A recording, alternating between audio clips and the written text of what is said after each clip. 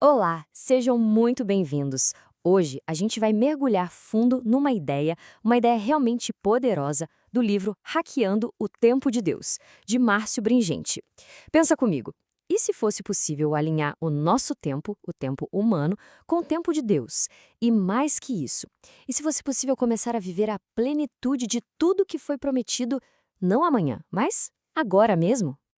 Essa é a grande pergunta que o livro coloca na mesa, né? E se o tempo, que a gente geralmente vê como um inimigo, um carrasco que está sempre correndo, e se ele pudesse ser, na verdade, nosso maior aliado? Imagina só, em vez de uma corrida desesperada contra o relógio, o tempo se transformar numa força que joga a nosso favor, ajudando a construir o destino que a gente tanto busca. É exatamente essa virada de chave que a gente vai desvendar aqui. Vamos falar de uma sensação que, olha, acho que todo mundo conhece bem. Aquela pressão constante do tempo, sabe? Muitas vezes parece que a gente está vivendo num corredor, um corredor bem apertado. De um lado, a porta do passado, do outro, a porta do futuro. E as duas parecem que estão sempre se fechando, esmagando o nosso agora.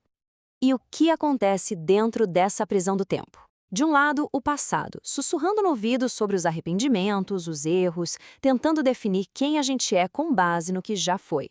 Do outro lado, o futuro. O futuro vem com uma carga de ansiedade, uma pressão que parece não ter fim para alcançar algo que nem chegou ainda. É um ciclo que simplesmente rouba a nossa capacidade de viver o presente de verdade. Mas olha só, é exatamente aqui, no meio desse aperto, que o livro mostra uma luz, uma porta de saída.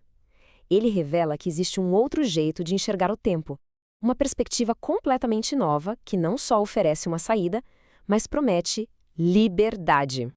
Para entender essa liberdade, primeiro a gente precisa falar do tempo que já conhecemos de cor e salteado, o tempo humano, ou, como o livro chama, o tempo horizontal. Pensa numa linha reta, uma estrada com começo, meio e fim.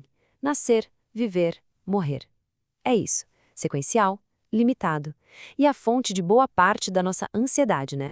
Agora segura essa ideia, porque é aqui que tudo muda, a grande virada de chave do livro. Usando a imagem poderosa de uma cruz, se o tempo humano é a linha horizontal, o tempo de Deus é a linha vertical que cruza a nossa. É a dimensão da eternidade, onde passado, presente e futuro acontecem ao mesmo tempo. Pensa no que isso significa. Aquilo que a gente está aqui ansioso esperando no futuro, lá já aconteceu. A promessa não é algo a ser alcançado, ela já é uma realidade. Então, como acessar essa dimensão? A chave, a senha de acesso, está neste versículo. E o segredo, preste atenção nisso, está no tempo verbal. A instrução é: crede que o recebestes. Crer que já recebeu, no passado. A fé não é para algo que vai acontecer. A fé é a certeza de algo que no tempo de Deus já é real. Essa pequena, mas gigantesca mudança de perspectiva é o que, segundo o autor, ativa o milagre. Certo, entendemos a teoria. Agora a coisa fica prática. Como a gente aplica isso no dia a dia? Vamos ver agora as ferramentas para essa reprogramação da realidade. Uma reprogramação que começa de dentro para fora. E a base, o fundamento de tudo, está aqui. A verdadeira transformação, aquela que realmente quebra as correntes do tempo linear, ela não começa lá fora. Ela começa aqui dentro, na mente. Não se trata de lutar para mudar as circunstâncias, mas sim de renovar completamente os nossos padrões de pensamento. O autor simplifica o método em 2 passos poderosos. Primeiro, renovar a mente. Isso é alinhar o que a gente pensa com a verdade de quem a gente já é em Cristo. É sobre a identidade que já foi dada. Segundo, declarar a promessa. É usar a força criativa das palavras para trazer essa nova realidade, que já existe no tempo de Deus, para o nosso agora. O fascinante é como o livro une o antigo e o moderno. Ele pega a base sólida da palavra de Deus, da oração, e junta com ferramentas como conceitos da PNL e insights da neurociência.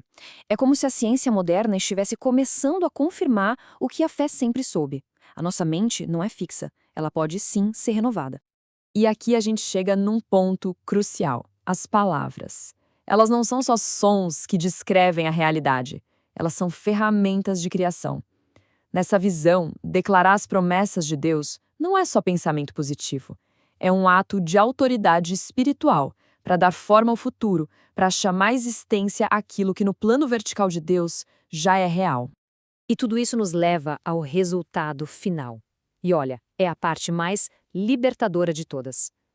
O objetivo não é uma espera ansiosa, mas uma vida de propósito, de liberdade, vivida agora, com intensidade, no presente. A profundidade disso tudo está numa mudança radical de perspectiva. A transformação não é uma meta a ser alcançada, é um fato que já aconteceu. Quem está em Cristo já é uma nova criatura. O passado, ele simplesmente pede o poder de definir quem a pessoa é. O desafio não é lutar para se tornar alguém novo. O desafio é aprender a viver a partir da nova identidade que já foi estabelecida. E aqui está a essência, o coração de toda essa obra. A ideia que pode mudar tudo. A transição do esperar para o ser. O convite é para pensar, sentir e agir a partir da realidade do futuro que já é nosso por promessa. E veja bem, isso não é fingimento. É um ato de alinhamento com o tempo vertical de Deus, onde essa realidade já existe. E a gente fecha essa nossa análise com uma pergunta para reflexão.